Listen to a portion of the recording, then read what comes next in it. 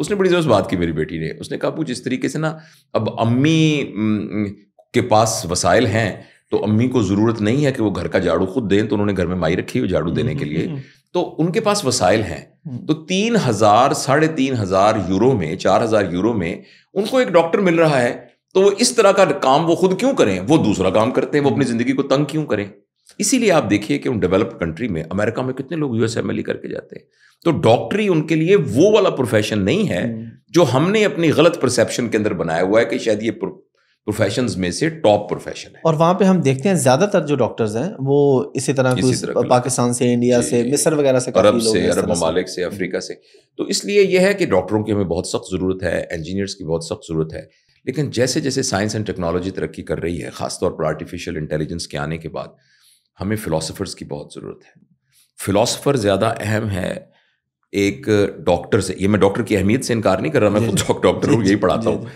Philosopher اس لیے, اور یہ بات میں نے کسی سے سنی اور اسی کو میں کوٹ کرتا ہوں, کہ جیسے آپ یہ دیکھیے کہ جو فلاسفر ہے نا وہ دنیا میں سب سے دھیمے لوگ ہوتے ہیں. مثلا ایک سوال ایک فلاسفر نے پوچھا کہ میں کیوں پیدا ہوا ہوں, تو اس کے جواب میں پچھلی 10 صدیوں سے ٹرائی ہو رہی ہے کہ اس کا جواب مل جائے. فلاسفرز کے پاس بڑا ٹائم موجود ہے, اگلی 10 صدیاں بھی اس کا جواب ڈھونڈ سکتے ہیں کہ ہم کیوں پیدا ہوئے.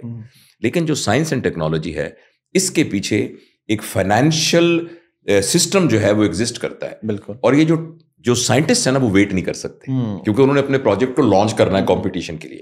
اب فرض کریں ایک شخص ایک گاڑی لانچ کرتا ہے جو کہ ڈرائیور لیس گاڑی ہے, جو کہ دنیا میں موجود ہے, بالکل موجود, اس کو ایک الگوریدم چلائے گا نا. بالکل. اب اس الگوریدم کو سائنس کی بنیاد پہ بنایا جائے گا. بالکل. اب اس کے سامنے ایک بھیڑ کا بچہ آ گیا اور 3 سال کا انسان کا بچہ آ گیا.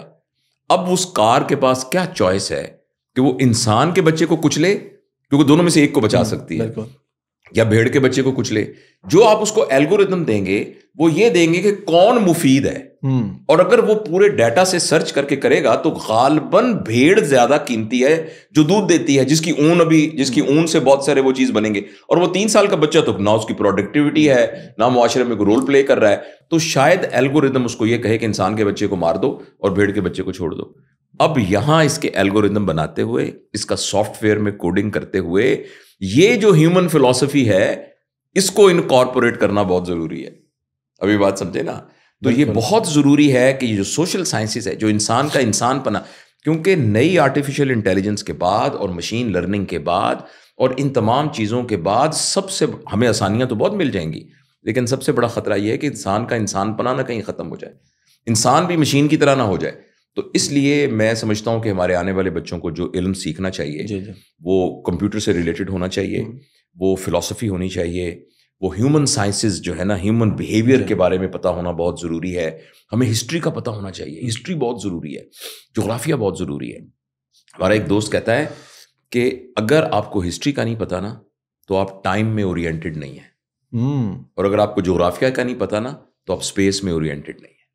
وہ دن نہیں کہ آپ ایک گاؤں میں رہتے تھے, وہیں پیدا ہو, وہیں آپ اسی کے قبرستان میں آپ کی قبر بن گئی. اب آپ کو پوری دنیا کی تاریخ کا پتہ ہونا چاہیے, جغرافیہ کا پتہ ہونا چاہیے, تب کہیں جا کر آپ معاشرے میں ایک یوزفل رول پلے کر سکتے ہیں.